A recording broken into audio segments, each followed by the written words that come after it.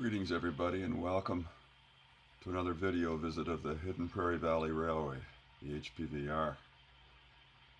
Graham Stokes here, and this morning I'm responding to a request from a new friend, Chris, husband of my kid's former babysitter, Lisa, way back. Kids are in their 30s now. But we got together for breakfast the other day, and turns out Chris has got a railway, or at least railway and train memories, stored away. Locomotives that haven't run since he was 3 or 4 or something. And he asked us for the simple request, can I have a photo of the whole layout area? Because I invited him to bring his locomotive over, or his locomotives over, and see if we can make it run. So the trick is, I can show you the whole layout area, but it's actually designed, or it's going to be completed, so that you can't see the whole layout area. It's divided up into scenes to extend the imaginary distance. But still, that was a request. So here we're sort of starting near one end of it, in the Blinmore Yard area, near Blinmore Junction, where this little stand-in station made by E.T., my beloved good friend, eccentric crank, who can take photos and make them into structures, mock-ups and so on. So here we have a Y, a triangular shaped track at Blinmore Junction, and at one of the places. The layout is based on a lot of scenes in BC, southern BC, and although I call my station Blinmore, there'll be layout platforms along the two tracks that you can see diverging into the Y here on both sides of the station. There was a prototypical station that had two tracks like that at Castlecar, and so we've taken that photo and stuck Blinmore on it just to show people, yeah, we can do our own thing. It's fictional. But here it is. We're starting at one end of the layout, Blinmore Yard, where there will be a flat station. It's as if it's along the coast. It's inspired by Vancouver, but not Vancouver. There are old photographs of where the former Sears Tower is, and it was Simpsons. And in '55, which is my era, you saw locomotive trains looking like my model that's there in the foreground. The trick is, though, that I can show you the whole layout, but you're kind of not seeing the whole layout. So I'm in one corner at the kind of west end, and I'm turning around. I'm looking there. We're looking down all the way down the layout to the far end of the basement and house where the laundry room is, where it's verboten. No trains in there, Letty says. But we've come darn close. So the layout goes all the way from this end of the basement. We're going to walk now. I'm hoping I'm not moving so fast that it blurs your vision, or it's too unpleasant. Past Saddle Mountain, which covers a helix, allowing the 2 levels of the layout. There's some scenery, courtesy of Anthony Craig, who's an amazing modeler of the Kettle Valley Railway and who helped me with some scenery there.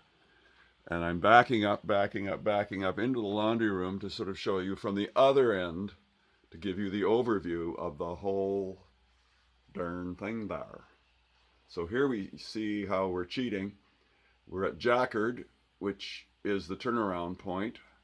You could say one end of the layout room, but halfway around a whole trip from one end to the other and back. This is Jackard. We're very close to the sewing room, which is through that doorway. And as credit to the fact that Letty said, sure, build it up to that point. Near the sewing room, I named it after Jackard, which is a fabric. And if you spell it slightly different with an I, Max Jackard was a famous painter of railway train scenes in BC. And Jackard also was the guy who invented the punch hole sort of pre-computer automating the weaving looms thing during the Industrial Revolution. So I'm going to have a community up here, and this allows us to turn our trains around so that we don't have to back them back down the hill that I made. with my father, we can have them loop around here, around the furnace, which will be covered with backdrops. So it'll look something like, so here's where the two tracks come together after looping around the furnace. And this is the main door that people usually go through, and that bridge actually lifts up, but we usually duck under. It's not that bad. It's 4 feet or something or higher. But EC wants to eventually have it modeled on the CN bridge nearby that actually does lift up and allow ships to go through. So it will actually work. And you're looking down sort of my latest focus of attention, which is the fictional town of Blacklock, named after a very good friend from university days, Wayne Blacklock. And it's there you're seeing some steam making its noise. This is an engine of EC's. Beautiful thing, 3100. I think CP only had 2 of them. And it's hissing away, waiting to act up. And this is a fictional town that combines my father's childhood town of Burstall, Saskatchewan, with the real town in BC of Creston, BC, which still has 2 decaying grain elevators. And in 1955, they were still being used in the valley, in the Creston Valley. And I'm putting them together for my town of Blacklock so that I can model some of the stuff as tribute to Dad. And I needed something mountainous and in BC because this upper level is held up, cantilevered on ledgers, 2x2 ledgers. And you see underneath all the wire there, you might see 2x2. It's leaning on that, and then has brackets occasionally. Plywood brackets to give it the act as angle brackets, and they'll be covered with some scenery. So you need some distant mountains or hills, unlike Saskatchewan, Dad's town.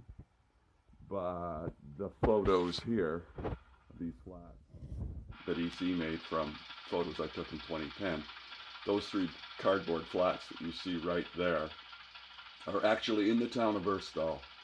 And at least one of them is part of a hardware store. Yeah, there's a 2-part one on either side of the street. Bigger farming implements and smaller hardware stuff. Cool things like that train set that might come into the small town of Burstall around Christmas time for somebody to give to somebody. So that is kind of an overview of the whole thing. If you shoot all the way down, you don't understand how the layout is eventually planned. For example, 2 levels, right? So we start here on the lower level.